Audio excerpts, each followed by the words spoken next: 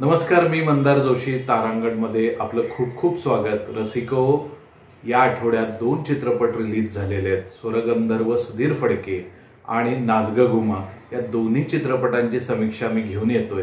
मी पहिल्यांदा समीक्षा ऐकणार आहात ती स्वरगंधर्व सुधीर फडके या चित्रपटाची. पण रसिको, तत्पूर्वी मी तुम्हाला एक महत्त्वाची सूचना करतो की तारांगण चॅनल तुम्ही सुरुवातीलाच लाईक करा, शेअर करा, सबस्क्राईब करा, म्हणजे तारांगणचे चांगले चांगले व्हिडिओ तुम्हाला बघता येतील आणि त्याचा आस्वाद घेता येतील.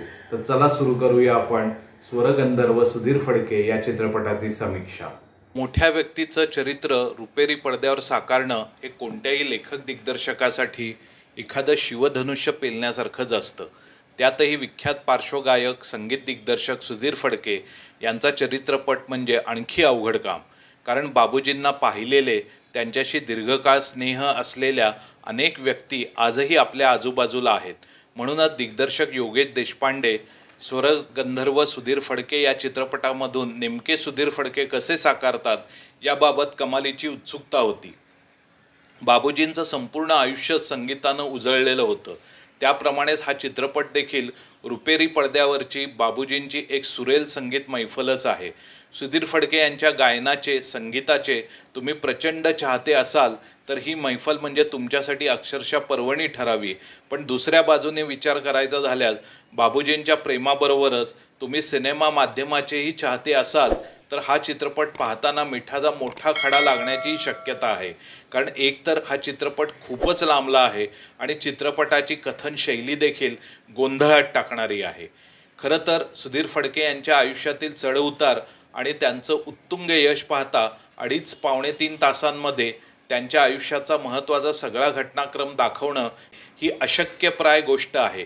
त्यामुळे लेखक दिग्दर्शक सिनेमाची गोष्ट सांगण्याचा कोणता फॉर्म निवडतो आणि सुधीर फडकेंच्या आयुष्यातील कोणत्या घटना निवडतो आणि कोणत्या टाळतो याला खूप महत्त्व होते. दिग्दर्शक योगेश देशपांडे यांनी दाखवलेला चित्रआशय पाहता सबंध चित्रपट त्यांना तारेवरची कसरत करावी लागल्याचं स्पष्टपणे जाणवतो. बाबूजींचा असलेला हुकमी चाहता वर्ग डोळ्यांसमोर ठेवून त्यांनी संपूर्ण चित्रपटाची मांडणी केली आहे.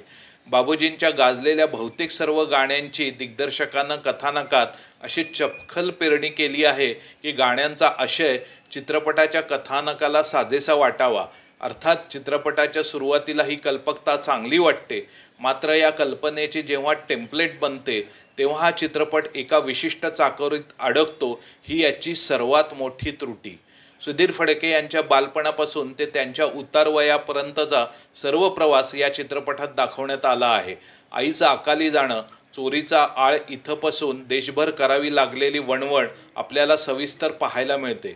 तसेच हा प्रवास दाखवताना दिग्दर्शकानं कधी फ्लॅशबॅकचं तंत्र वापरलंय तर कधी खुद्द चरित्रनायकच आपल्या आयुष्यातील घटना सांगताना पाहायला मिळतो, तर कधी चरित्रनायकाच्या मुलाखतीमधून चित्रपटाच्या कथानकाचे पदर उलगडण्यात आले आहेत.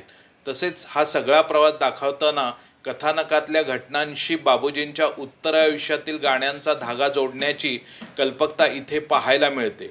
त्यामुळे हा माझा मार्ग एकला, फिरत्या चाकावरती, तोच चंद्रमा न भात, खुश है जमाना, आज पहिली तारीख है, फिटे अंधाराचे जाळे, संत वाहते कृष्णामाई, एक धागा सुखाचा, अशा बाबूजींच्या गाजलेल्या तब्बल 27 गाण्यांचा आस्वाद चित्रपटातून रसिकांना मिळतो. आणि ही सर्व गाणी मूळ चालीत आणि मूळ कलाकारांनी गायलेली असल्यामुळं संगीत रसिकांसाठी ती अक्षरशः पर्वणीच आहे.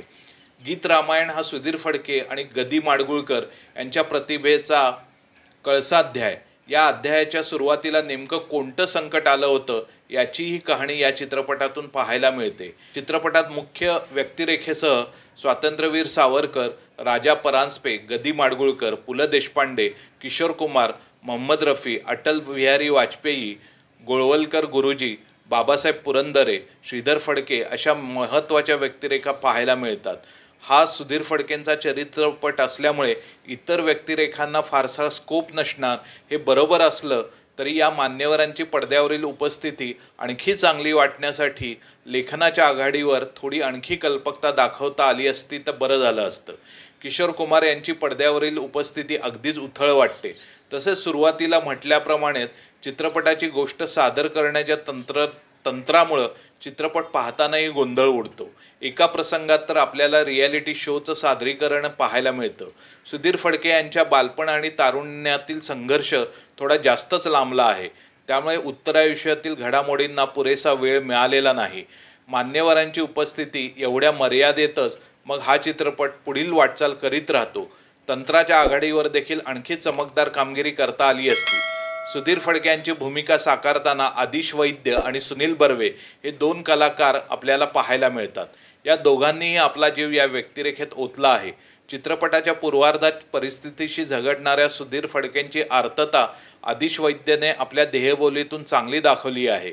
उत्तरार्धातील बाबूजींना पडद्यावर हुबेहूब दाखवणं यात सुनील बर्वे कमालीचे यशस्वी ठरले आहेत.